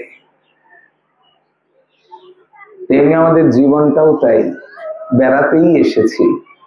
একটা বিরাট বড় মহোৎসব চলছে, সেই মহোৎসবে এসে ফেসে গেছে মহারাজ। মহোৎসবে এসে যদি কেউ মহোৎসবের আত্মীয়তাটাকে নিত্য বলে ভেবে নেয়, হ্যাঁ, সেটা যেমন সব থেকে বড় বোকামি, তেমনি পৃথিবীতে এসে যদি আমরা এই পৃথিবীটাকে নিজের বলে ভেবে নিই, এটা আমাদের সব থেকে বড় বোকামি। কারণ এ আমাদের থাকবার জায়গা নয়, আমাদের থাকবার নিরাপদ স্বচ্ছন্দ জায়গা হলো গোবিন্দ পাদ পদ্ম, ওখানে ফিরতে হয়। কিন্তু আমরা তো ভুলেই গেছি নিজের বাড়ির কথা, মনে করি যে এটাই বাড়ি, আমার বাড়ি। তোমার বাড়ি কোথায়? নিজামপুরের বাড়ি, ওই দেখো এই পাকা বাড়িটাই আমার, কত গর্ব করে বলি। সারা জীবন থাকবে মহারাজ? থাকবে না। এ আমার নয়, আমার একমাত্র গতি শ্রী গোবিন্দে, যেতে হবে তাঁর চরণে, আর তাঁর চরণের উদ্দেশ্যে আমাদের যাত্রা। সেটাকে যতক্ষণ আমরা ভুলে যাচ্ছি, সেটা হলো বিস্মৃতি, এটা বাতুলতা, এটা পাগলামি। মনে করেন আপনি উৎসব বাড়িতে এসে কোনো বাড়ি দেখলেন খুব সুন্দর, থাকতেও ভালোই জায়গা আছে, তখন যদি আপনি মনে করেন এই বাড়িতেই আমি থাকবো, পাগলামি নয়? তেমনি এখানে এসে মায়া যতই আপনার জমে যাক, যতই আপনি মনে করেন এটা আমার, টাইম শেষ, চলে যেতে হবে, থাকার আর জায়গা নাই। এর জন্য এখানে বলছেন নিত্য কৃষ্ণ দাস জীব তাহা ভুলি গেলা, সেই দোষে মায়া পিশাচি গলাই বান্ধিলা। আমাদের দুঃখের কারণ কি? আমরা তো স্বরূপত জীব, মানে তো আমরা ব্রহ্মের অংশ। তো ব্রহ্ম তো আনন্দময়, সচ্চিদানন্দময়। তিনি ভাগবতের মাহাত্ম্যের মঙ্গলাচরণে বলছেন সচ্চিদানন্দ রূপায় বিশ্বৎপত্ত্যাদি হেতবে তাপত্রয় বিনাশায় শ্রীকৃষ্ণায় বৈ নমঃ। ভগবান শ্রীকৃষ্ণ কেমন? সচ্চিদানন্দ রূপায়, তিনি সৎ, তিনি চিদ, তিনি আনন্দ। সৎ মানে কি? যিনি চির সত্য, যেখানে মিথ্যার লেশ মাত্র নাই। সত্য বস্তু নিত্য হয়ে থাকে মহারাজ, যা কালও সত্য, আজও সত্য, পরশুও সত্য, সেটাকেই সত্য বলি। এরকম বস্তুকেই বলা হয় সৎ। গোবিন্দ কালও ছিলেন, আজও আছেন, পরশুও থাকবেন, ইনি সৎ। এরপরে বলছেন চিদ। চিদ মানে অবিনাশী, যার বিনাশ হয় না। গোবিন্দের বিনাশ হয় না, বিশ্ব ব্রহ্মাণ্ডের সব বিনাশ হয়ে যায়। প্রলয়ে কিছু থাকবে? এই পৃথিবী থাকবে? চন্দ্র সূর্য থাকবে? ব্রহ্মাণ্ডের কোনো কিছু টেকসই হবে? স্বর্গলোক থাকবে? মোহলোক, তপলোক, জনলোক, কোন লোক থাকবে? এই চতুর্দশ ভুবন সমেত সবকিছুই ধূলিসাৎ হয়ে যাবে মহারাজ। মহাপ্রলয়ে কোনো কিছুর অস্তিত্ব থাকে না, দেবতারাও মরে যান। অনেকে বলবেন দেবতাদের তাহলে যে আমরা অমর বলেছি, অমর শব্দের এখানে পরিভাষা মানবীয় অভিধায় অমর, মানে আমাদের মানবীয় যে হিসাব গণার পদ্ধতি, আমরা কোটি সংখ্যা পর্যন্ত গুনতে পারি, তার থেকে বেশি পারি না। তখন সেটা কোটি কোটি কোটি কোটি বলি, এরকম। তার থেকে উপরে আমাদের সংখ্যা জানা নেই। কিন্তু দেবতাদের আয়ুষ্কাল এমন কোটি কোটি সংখ্যায় যে আমাদের খাতার সঙ্গে আমরা শূন্য দিতে দিতে খাতার পর খাতা শেষ হয়ে যাবে, কিন্তু গোল্লার শেষ হবে না। এত বড় সংখ্যার কাউন্টিং আমরা জানি না। এর জন্য দেবতাদের আয়ুষ্কালকে আমরা বলেছি অমর। এখানে অমর শব্দের অর্থ চিরজীবী নয়। প্রলয়ে দেবতারাও মরে যান, দেবতারাও জীব। তাহলে দেবতারাও জীব। এখন একটা প্রশ্ন হতে পারে আপনাদের, তাহলে দেবতারাও যখন জীব, তাহলে আমরা দেবতার শরণ গ্রহণ করি কেন? বলে দেবতারা ভিআইপি। ভিআইপি বোঝেন? কেউ মন্ত্রী, বিভিন্ন বিভিন্ন জনের, কেউ চেয়ারম্যান, কেউ মেম্বার, কত কত পদ পোস্ট আছে না? দেবতাদের এরকম একটা করে পোস্ট আছে। আর যারা লোভী, তারা লোভের তাড়নায় এই দেবতাদের শরণ গ্রহণ করে। গীতাতে ভগবান এর জন্য বলেছেন অল্প বুদ্ধি সম্পন্ন মানুষেরা তাদের সামান্য সামান্য কামনা পূরণ করবার জন্য দেবতার শরণ গ্রহণ করে থাকে। অল্প বুদ্ধি কেন বললেন? গীতার 4র্থ অধ্যায় পড়ুন, জ্ঞান যোগে তো তাই বলেছেন ভগবান। যারা অল্প বুদ্ধি সম্পন্ন, তারা সামান্য সামান্য লাভ প্রাপ্তির জন্য দেবতার শরণ গ্রহণ করে থাকেন। কেন অল্প বুদ্ধি বললেন? দেবতার যারা পূজা করেন তারা অল্প বুদ্ধি কেন? কারণ দেবতারা আমাদের পরাগতি দেয় না। তাহলে কি দেয়? দেবতারা কেবলমাত্র আমাদের কামনা পূরণ করেন, জাগতিক কামনা। আমার পুত্র চাই, ধন চাই, ঐশ্বর্য চাই, যশ চাই, খ্যাতি চাই, মান চাই, প্রতিপত্তি চাই। দেবতারা কেবলমাত্র জাগতিক কামনা পূরণ করতে সমর্থ, কিন্তু পরকালের কোনো কিছু দেবতারা দিতে সমর্থ নয়। পরকালের কোনো কিছু করতে গেলে আমাদের ভজন করতে হয় মহারাজ। আমাদের সনাতন ধর্মে দেবতাদের মান্যতা আছে, কারণ পঞ্চমহাঋণের মধ্যে একটা ঋণ দেবঋণ। আমরা দেবতাদের কাছেও ঋণী, কারণ আমাদের এই জীবন চলছেও দেবতাদের কিছুটা কৃপা আছে। কারণ স্বর্গীয় মানে তারা জন এক একজন, স্বর্গীয় কৃপা না থাকলে তো আমরা মর্তলোকে চলতে পারি না, তো তাদের কৃপার দরকার হয়। এই জন্য দেবতার প্রণাম বন্দনা আমাদের শাস্ত্রে আছে। কিন্তু তাই বলে অত লালসা নয়। যারা ডেলি ডেলি এই জগতেও দেখবেন মন্ত্রীর বাড়ি যায়, মেম্বারের বাড়ি যায়, চেয়ারম্যানের বাড়ি যায়, পাড়ার লোকেরা দেখলেই বুঝতে পারে হ্যাঁ নিশ্চয়ই কোনো বড় সড়ো ফন্দি আছে, নইলে যাবে কেন রোজ রোজ। ঠিক তেমনি যারা দেবতার পূজা করবার জন্য বেশি পরিপাটি করেন, তারাও মনের মধ্যে অনেক কামনা নিয়েই করে থাকেন মহারাজ। এইবার এখন বিবেচনা করেন, এই যে কামনা করে ধন সম্পদ আয়ু যশ খ্যাতি মান প্রতিপত্তি আমরা পেলাম, এটার একটাও তো সঙ্গে করে পরকালে যাচ্ছে না। যাবে? একটাও যাবে না। তাহলে সঙ্গে কি যাবে? ভজন। ভজনটা কি বস্তু?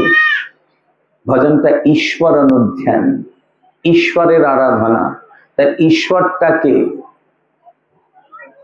এতে চাং সকলাশ্চ পুংশ্চ কৃষ্ণস্তু ভগবান স্বয়ং ঈশ্বর পরমঃ কৃষ্ণ সচ্চিদানন্দ বিগ্রহ অনাদিরাদি গোবিন্দ সর্বকারণ কারণ। ঈশ্বর শব্দে আর কেউ অভিহিত হন?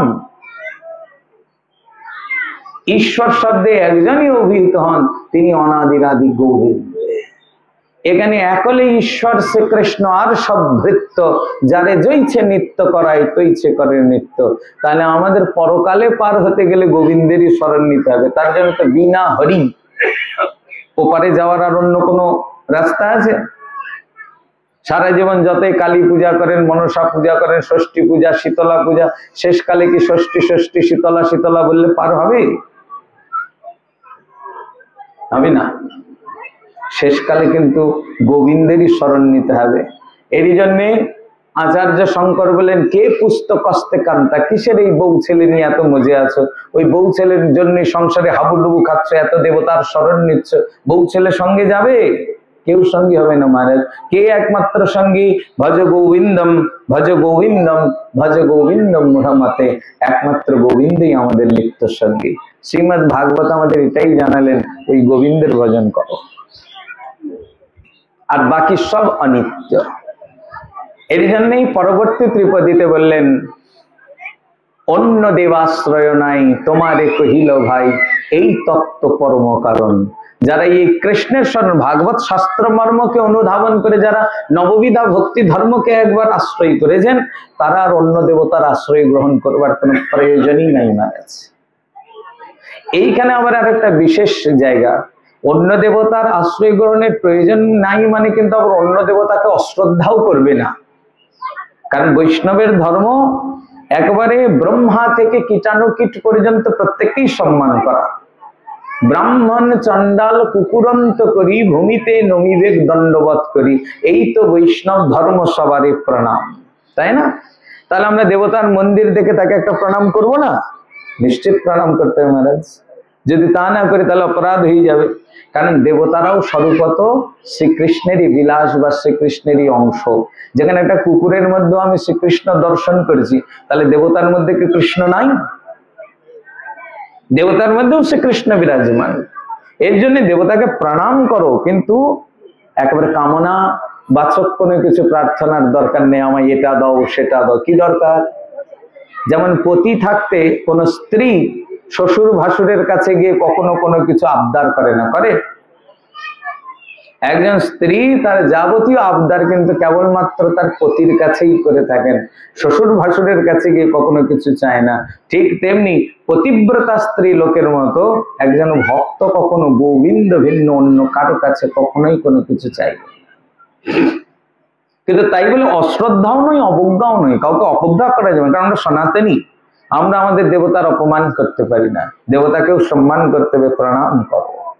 প্রণমঃ সবার চরণে। ঠাকুর মহাশয় প্রেমভক্তি চন্দ্রিকার শেষে বলেছেন, কেহ না করিও রোষ, না লইও মোর দোষ, প্রণমঃ সবার চরণে। কেউ রোষ করো না বা আমার দোষ নিও না। শাস্ত্রের যেটা সিদ্ধান্ত সেটা জানাতে গিয়ে হয়তো কারো মনে কষ্ট লাগতে পারে, কিন্তু কেউ রোষ করো না, সবার চরণে প্রণাম। তাই অন্য দেবাশ্রয় নাই। গোবিন্দ ভক্তের অন্য দেবতার আর আশ্রয় নিতে হবে না। কিন্তু তাই বলে দেবতার মন্দিরের সামনে দিয়ে যাচ্ছে এই যে দুর্গা মণ্ডপ, একটা প্রণাম তো করা কর্তব্য মহারাজ। একবারে মুখ ঘুরিয়ে নিয়ে যেতে হবে না, নিশ্চিত রূপে প্রণাম করাটা আমাদের ধর্ম, শ্রদ্ধা করাটা আমাদের ধর্ম। কখন আমরা এর অবজ্ঞা করতে পারেন, তবে না, তার আশ্রয়ই নয়। আমি তো আশ্রয় নিয়েছি একমাত্র আমাদের গোবিন্দের। গোবিন্দ ভিন্ন আর অন্য কোনো আশ্রয় নেই। পতিব্রতা রমণী যেমন তার পতি ভিন্ন অন্য কোনো পুরুষের দিকে কখনো আসক্ত হয় না, তেমনি কৃষ্ণ ভক্ত এক কৃষ্ণ ভিন্ন অন্য কারো প্রতি আসক্ত হবে না। এটাই হলো ভক্তি ধর্ম। তো যাই হোক, আজকেও তো সময় শেষ, এখন তো ভোগ আরতি কীর্তন হবে। ভোগ আরতি কীর্তন এই বাড়িতেই হবে। তো যাই হোক, আবার যদি কোনোদিন সৌভাগ্য হয়, মানে কথা বলতে গিয়েও বলা শেষ করতে পারলাম না সময় সংক্ষেপের জন্য, হ্যাঁ, এরপরে যদি আবার সৌভাগ্য হয়, একটু ভালো মতন কিছু হতে পারে, দেখা যাক। করবো বললে তো ভালোই লাগে, কিন্তু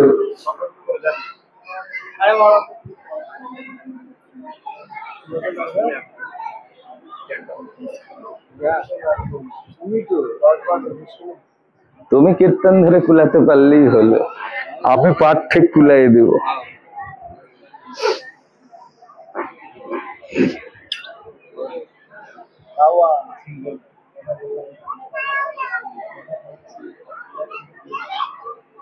তো এবার ভাগবত শাস্ত্র মর্ম, ভাগবতের শাস্ত্রের মর্মবাণী এটা যে একমাত্র শ্রীকৃষ্ণ পদাশ্রয়। আমাদের জীবনের কল্যাণ, আমাদের জীবনের একমাত্র কাজই হলো কৃষ্ণ পদাশ্রয়।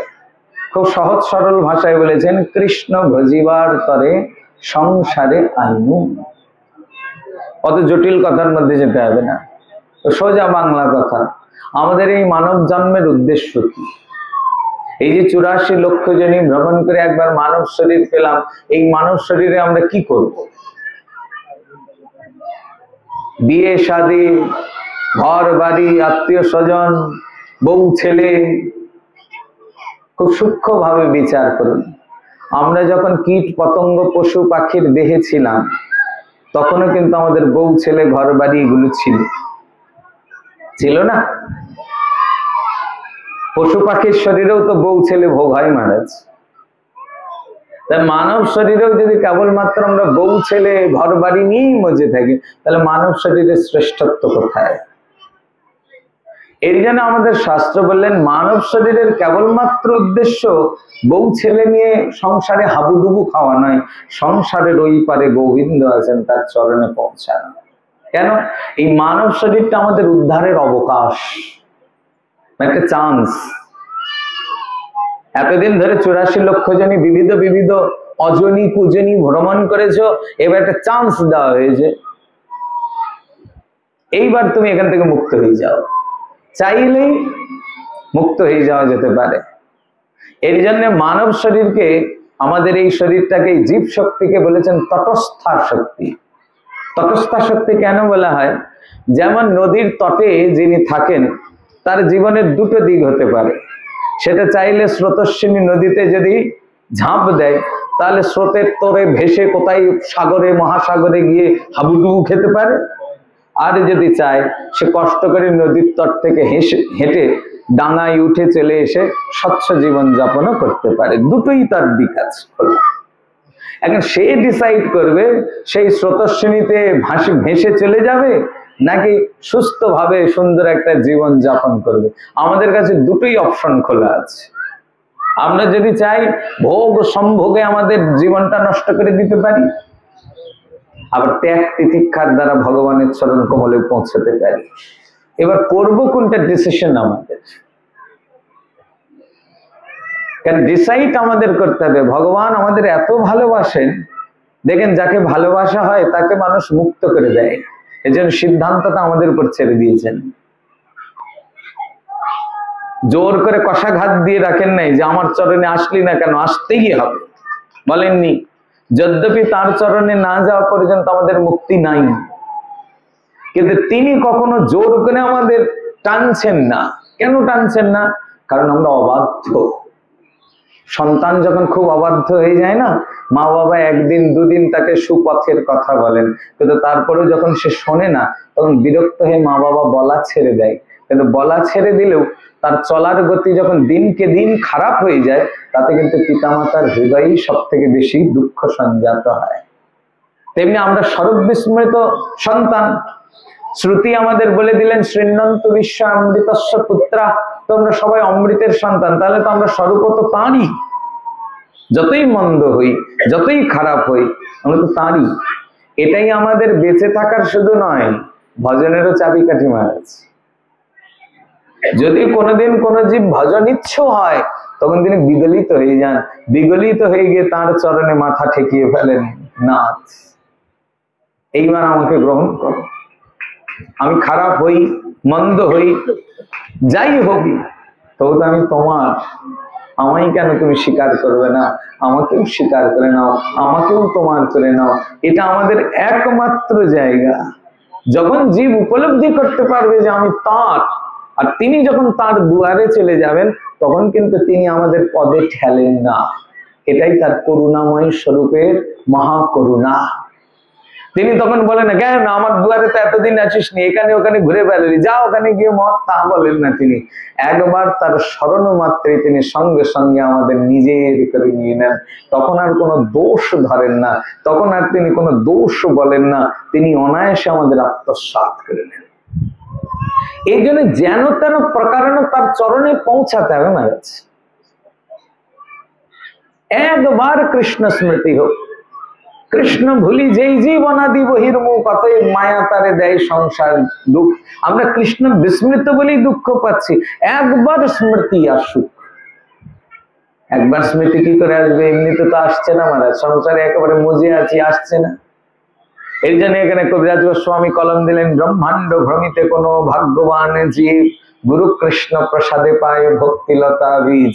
ব্রহ্মাণ্ড ভ্রমণ করতে করতে যদি কোনোদিন কোনো সৌভাগ্যবানের গুরু বৈষ্ণব সান্নিধ্য মিলে যায়, আর গুরু বৈষ্ণবের সান্নিধ্য মাত্র তার জীবন পরিবর্তন নিয়ে, গুরু বৈষ্ণবই একমাত্র তাকে সেই অত্যুত্তম গোবিন্দ পাদপদ্মে যাওয়ার জন্য প্রেরণা যোগান দিয়ে দেয়, যে তুমি এইখানে হাবুডুবু খাওয়ার লোক নও গো, তোমার কৃষ্ণ প্রাপ্তি প্রয়োজন, তোমার গোবিন্দ পাদ পদ্ম প্রাপ্তি প্রয়োজন, তিনি জানান। তখন আমরা জানতে পারি কি উপায় তাকে পাবো। এইবার ঠাকুর মহাশয় বললেন, নববিধা ভক্তি ধর্ম। যখনই আমাদের মনে হলো আমরা কিভাবে পাবো, তাহলে নববিধা ভক্তিকে আশ্রয় করো। ভক্তির এমনিতে তো 64 অঙ্গ বর্ণনা করা আছে ভক্তি শাস্ত্রে, অনেক অঙ্গ। এটা প্রহ্লাদজি বড় কৃপা করে আমাদের জন্য নববিধা ভক্তিকে নিয়ে এসেছেন। 9টা অঙ্গ যাজন করো। 9টা অঙ্গ কি কি? শ্রবণ, কীর্তন, স্মরণ, বন্দন, অর্চন, দাস্য, সখ্য, আত্মনিবেদনাক্ষ। এই যে 9টা ভক্তি ধর্ম, তো 9টা ভক্তি ধর্ম আমাদের সুলভ করে দিলেন প্রহ্লাদজি মহারাজ। কারণ প্রহ্লাদজি যখন হিরণ্যকশিপু যখন প্রহ্লাদজিকে জিজ্ঞাসা করলেন, বাপ গুরুগৃহে কি শিক্ষা করেছো? প্রহ্লাদজি বলছেন, বাবা গুরুগৃহে গুরুদেব যা শেখায় বড়ই উল্টা পাল্টা শেখায়, আমি তার থেকে কিছু বেশি বিশেষ শিখেছি।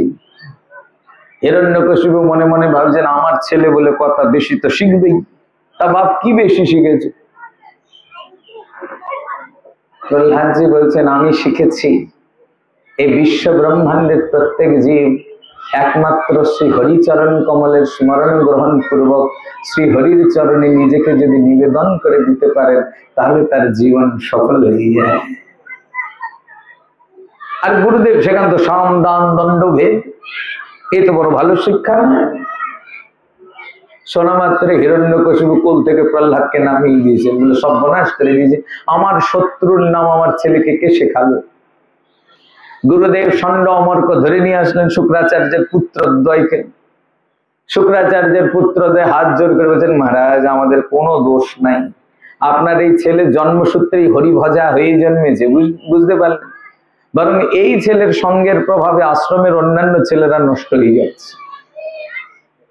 তবে যেহেতু রাজকুমারীকে আমরা এখনো পর্যন্ত পিটুনি টিটুনি কিছু দিতে পারি নাই, আপনি যদি আজ্ঞা করেন একটু লাঠি টাঠি ধরে যদি একে কিছু সোজা করা যায়। হিরণ্যকশিপু বললেন, লাঠি কেন, একবার দরকার হলে একেবারে পিঠ ফাটিয়ে দাও, ওর জিহ্বা পর্যন্ত কেটে ফেলো, তবুও যেন ওর মুখে আর হরিনাম না আসে। গুরুদেব তো অনেক চেষ্টা প্রচেষ্টা করলেন, কাজের কাজ কিছু হলো না মহারাজ। বরং গুরুদেব যতক্ষণ শাসন করেন চুপ করে থাকেন প্রহ্লাদ। গুরুদেব চলে গেলেই দৈত্য বালকদের সঙ্গে করে নিয়ে হরিনাম শুরু করে দেন। একদিন গুরুদেব ডেকে বলছেন, ওরে এ তো নিজেও মরবে আমাদেরও মারবে, একের বাবার কাছেই ফেরত পাঠাও। গুরুদেব নিয়ে এলেন, আপনার এই ছেলেকে আমরা কিছুতেই আর ভালো করতে পারবো না, এর মাথা শেষ, নষ্ট হয়ে গেছে। ধারণা সেই সময় যেমন ছিল এখনো কিন্তু এমনই আছে ম্যারেজ। হিন্দু বাড়ির ছেলে মদ খাক, গাঁজা খাক, ভাং খাক, তাতে আমরা বয়সের দোষ বলি, অসুবিধা নেই, ঠিক আছে, এটা হতেই পারে। কিন্তু যদি কপালে তিলক ওঠে আর মালা গলায় দেয়, আমরা মনে করি উৎসব দেখেছে, মাথা খারাপ হয়ে গেছে। মানে সেই আমলে হিরণ্যকশিপু যা ভাবতেন এই আমলেও আমরাও তাই ভাবি। দুটো ধারণার মধ্যে এমন কোনো ফারাক নাই। সেই আমলে একটা হিরণ্যকশিপু ছিল, এখন ঘরে ঘরে হিরণ্যকশিপু হয়ে গেছে। এইবারও বিড়ম্বনা, কিন্তু ধারণার কিন্তু পরিবর্তন হয়নি, এখন আমরা তাই ভাবি, তাই না? আমরা অন্য কিছু ভাবি, এখনো ধারণা সেম আছে। এবার হিরণ্যকশিপু এবার খুব তর্জন গর্জন করলেন ছেলেকে, একটা দুটা কাজ করেন নাই, বাবারই বাবা, পাহাড় থেকে ফেলে দাও। দৈত্যরা নিয়ে গেছেন প্রহ্লাদকে, পাহাড় থেকে ফেলবেন। প্রহ্লাদ, উফ, 5 বছরের ছেলে ভাই, এত হটকারিতা ভালো নাই প্রহ্লাদ। বাপের আমল, অন্তত বাপের আমলে তো একটু হরিনাম টরিনাম ছেড়ে দাও, নইলে পাহাড় থেকে ফেলে দিলে বাঁচবে। প্রহ্লাদ যে হেসে বলছেন, দৈত্যগণ, তোমাদের উপর রাজ আজ্ঞা, তোমরা যদি ওই আজ্ঞা পালন না করো, রাজা তোমাদের গলা কেটে দেবে।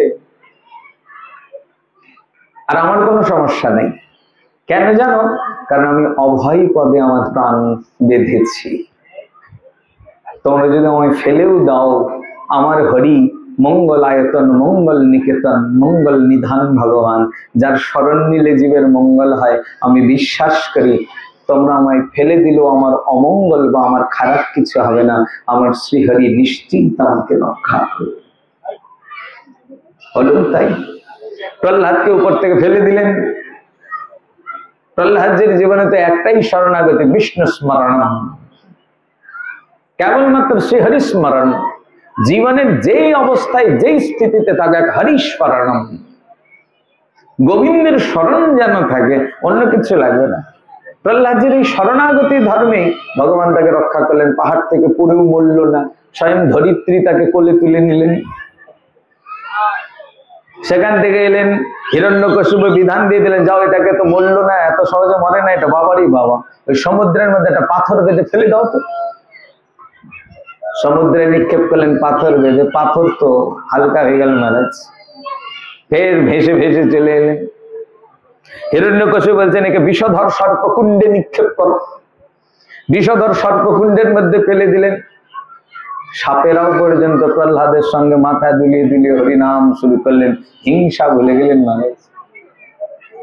মত্ত হাতির পায়ের তলায় ফেললেন, কিচ্ছু হলো না।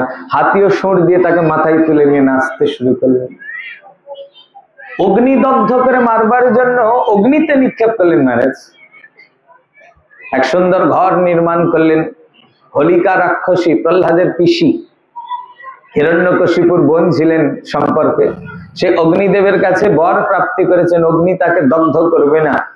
সে বললো, চিন্তা করো না, প্রহ্লাদকে নিয়ে আমি সুন্দর এমন এক পাতা টাতা দিয়ে ঘর বানাও, তার মধ্যে গিয়ে শুয়ে পড়ি, আর তোমরা আগুন লাগিয়ে দাও, আমি তো পুড়বো না, প্রহ্লাদ পুড়ে মরে যাবে, আপদ দিলেই যাবে। অগ্নিদগ্ধ করা হলো, হোলিকাই পুড়ে শেষ হয়ে গেল, কিন্তু প্রহ্লাদের একটা চুল পর্যন্ত পুড়ল না। কি অদ্ভুত কথা! ভগবত ভজনের কি অত্যুত্তম উপায়! এর জন্য তো আমরা হোলির পূর্ব দিনে হোলিকা দহন করি। ওই তিথিতেই হোলিকা দহন হয়েছিল মহারাজ। এই যে হোলি উৎসব, রঙের উৎসব, এটা এখান থেকেই এসেছে, যে একজন ভক্তের ভক্তি জীবন রক্ষা করেছেন ভগবান। আর হোলিকা অগ্নিদগ্ধ হয়ে গেছে। ওর জন্য দেখবেন একটা এরকম পাতা টাতা দিয়ে ঘর বানিয়ে আমরা হোলির আগের দিন, দোলের আগের দিন পোড়ানো হয়। অনেক অনেক জায়গাতে পোড়ানো হয়, আপনাদের এদিকে পোড়ানো হয় কিনা আমি জানি না, আমাদের এদিকে পোড়ানো হয়। বড় সড়ো ঘর টর বানিয়ে দিয়ে সেখানে আগুন লাগিয়ে দেওয়া হয়। এই উৎসবের নাম হোলিকা দহন। আর পরদিন হোলি, মানে হোলিকা রাক্ষসী ছিলেন, যে প্রহ্লাদের মতন ভক্তের ভক্তি ধর্ম নষ্ট করতে চেয়েছিলেন, কিন্তু সে বিনষ্ট হয়ে গেল, গিয়ে প্রহ্লাদ যে ভক্তি ধর্মে স্থিত হয়ে গেল। ভক্তদের আনন্দ উৎসব হোলি। হোলিকা দহন হয়ে গেল। তো প্রহ্লাদকে মারার আর কোন উপায় নাই। এবার হিরণ্যকশিপু শেষবারের মতন ধরেছেন, তুই তোর কৃষ্ণ ছাড়বি কি ছাড়বি না? কৃষ্ণ ছাড়া তো দূরের কথা। প্রহ্লাদজি কৃতাঞ্জলি পুটে বলছেন, বাবা সত্য কথা বলবো, গোবিন্দ ভজন ছাড়া তো দূরের কথা, আমার মনে হয় প্রত্যেক জীবেরই শ্রবণ কীর্তন স্মরণ বন্দন অর্চন দাস্য সখ্য আত্মনিবেদনাক্ষ এই যে নববিধ ভক্তি, এই নববিধ ভক্তি ধর্মের দ্বারা প্রতিনিয়ত তার উপাসনা করা উচিত, প্রতিনিয়ত তার আরাধনা করা উচিত। যেই বলেছেন হিরণ্যকশিপু খুব রেগে আছেন, আরে আমার কথা শুনলে স্বর্গের সিংহাসন কেঁপে ওঠে, ইন্দ্র পর্যন্ত কাঁপে, আর তুই আমার ছেলে হয়ে আমার শত্রুর নাম আমার সামনে বলছিস, এত বড় স্পর্ধা! জানো ওই হরি আমাদের কত বড় শত্রু? তোমার জ্যাঠামশাই হিরণ্যাক্ষকে বরাহ রূপ ধারণ করে হরি মেরেছে, আর সে শত্রুর নাম তুমি বারবার উচ্চারণ করো। প্রহ্লাদজি বলছেন, বাবা হরি শত্রু নয়, হরি অখিল জীব বন্ধু। হিরণ্যকশিপু খুব রেগে গেলেন, ওই হরি তোমার মাথাটা খেয়েছে, আমার শত্রু তো, তাই ছোটবেলা থেকে তোমার মাথাটা পাকিয়েছে। তা সেই হরি কখন কখন এসে তোমায় কুবুদ্ধি দিয়ে যায় যে আমি জানতে পারি না, কখন আসে সেই হরি, আর ওই হরি থাকেই বা কোথায়? প্রহ্লাদজি হেসে বলছেন, তিনি কোথায় থাকেন না মানে সর্বত্র আছেন তিনি, নেই এমন জায়গা কোথায় এই বিশ্ব ব্রহ্মাণ্ডে, সর্বত্র মানে আমার বাড়িতে হরি ঘুরে বেড়ায়? নিশ্চিত আমার শত্রু আমার বাড়িতে ঘুরছে, আমি জানতে পারি না, আজকে হরির একদিন কি আমার একদিন, কোথায় আছে? এই স্ফটিক স্তম্ভের মধ্যে হরি আছে নিশ্চিত। ভক্ত বলেছেন স্তম্ভে ভগবান আছেন, ভগবান প্রকট হয়ে গেলেন স্তম্ভে। হিরণ্যকশিপু বলছেন, এখন স্তম্ভ ভাঙবো, যদি হরি বেরোয় তো হরির একদিন আমার একদিন যুদ্ধ হবে, আর যদি হরি না বেরোয় প্রহ্লাদ, তাহলে তোমাকে আজকে আমার হাত থেকে কেউ বাঁচাতে পারবে না। জগতে পুত্র স্নেহাস্পদ হয়, কিন্তু আজ আমি নিজের পুত্রকে হত্যা করে জগতে হরি ভক্তের বিনাশ করব। গদা হাতে উঠলেন হিরণ্যকশিপু, সজোরে আঘাত করলেন স্ফটিক স্তম্ভে। ভক্ত বলেছেন স্তম্ভে ভগবান আছেন, স্তম্ভ থেকে ভগবান প্রকট হয়ে গেলেন, ভয়ঙ্কর হুঙ্কার করে নরসিংহ রূপ ধারণ করে, এমন নৃসিংহ রূপ ধারণ করলেন, করে হিরণ্যকশিপুকে বধ করে ফেললেন। এবার হিরণ্যকশিপুকে বধ হয়ে গেল, সারা জগৎ ত্রাহি পরিত্রাহি করেছেন তার কোপে, কেউ যেতে পারছেন না, ভগবতী লক্ষ্মী পর্যন্ত নৃসিংহ রূপের সামনে যেতে অসমর্থ। সবাই মিলে প্রহ্লাদকে নিয়ে এলেন।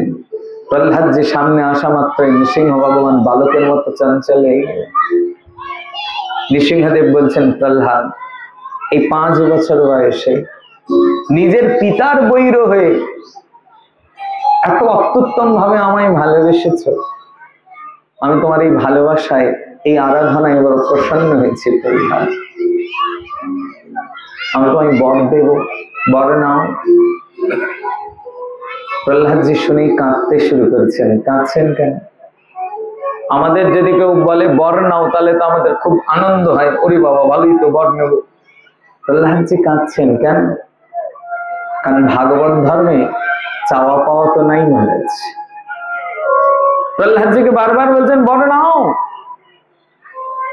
প্রহ্লাদজি কাঁদতে কাঁদতে বলছেন, ঠাকুর তুমি তো ভগবান না, আর ভগবান যখন তুমি, তখন তো নিশ্চয়ই তুমি সর্বজ্ঞ শিরোমণি, সব জানো, তাহলে তুমি একবার আমায় বলবে আমার ভাগ্য গণনা করে, আমার ভাগ্যে কোনোদিন এমন কোনো দিন আসবে যে আমি তোমার শুদ্ধ ভক্ত হব আর তুমি আমার হবে?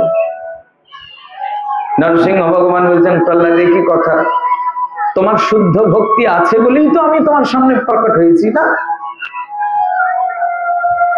তুমি আমার ভক্ত বলেই তো তোমার সামনে আমি এসেছি, আমার ভক্ত ভিন্ন কেউ আমায় দেখতে পায় না।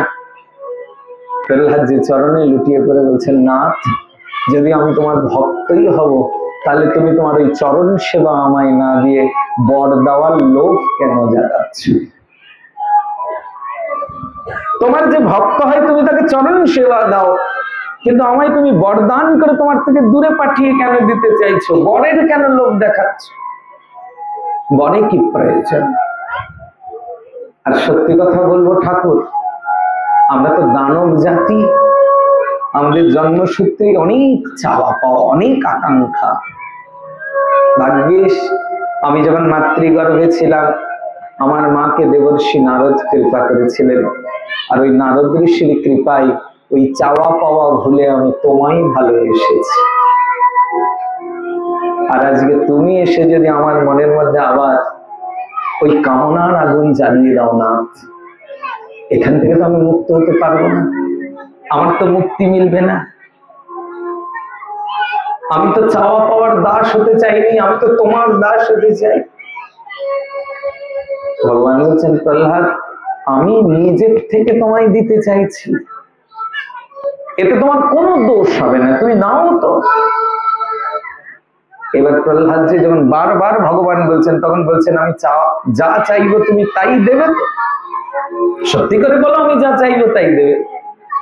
ঠাকুর বলছেন, আরে আমি বাঞ্ছা কল্পতরু নামে বিখ্যাত, জগতে আজ পর্যন্ত এমন হয়েছে যে আমার কাছে কেউ কিছু চেয়েছে আমি দিইনি?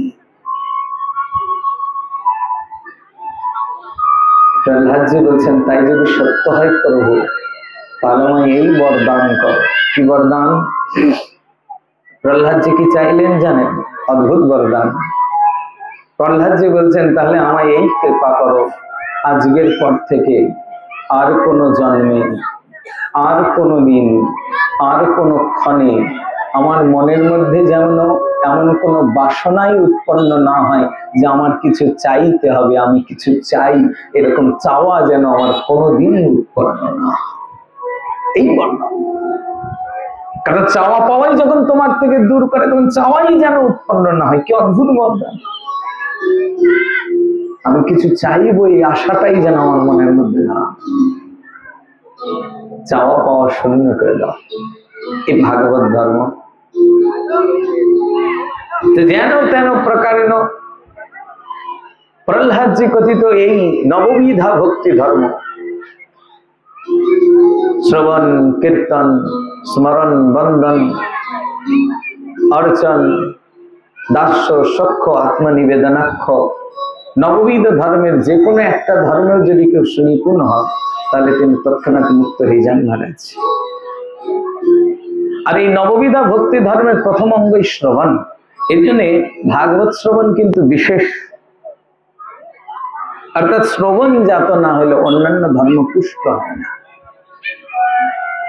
ভগবত ভক্তি পুষ্ট করবার জন্য শ্রবণ ধর্মের পরিপুষ্টি হয়েছে। সর্বাগ্রে শ্রবণ, শ্রবণ মঙ্গলম গৃণন্তি তে হরিদা জনাঃ। শ্রবণ হয়েছে, তারপর কীর্তন। তো বাংলায় মহাপ্রভুর কৃপায় তো কীর্তন বহু হয়, শ্রবণই কম হয় মানুষ।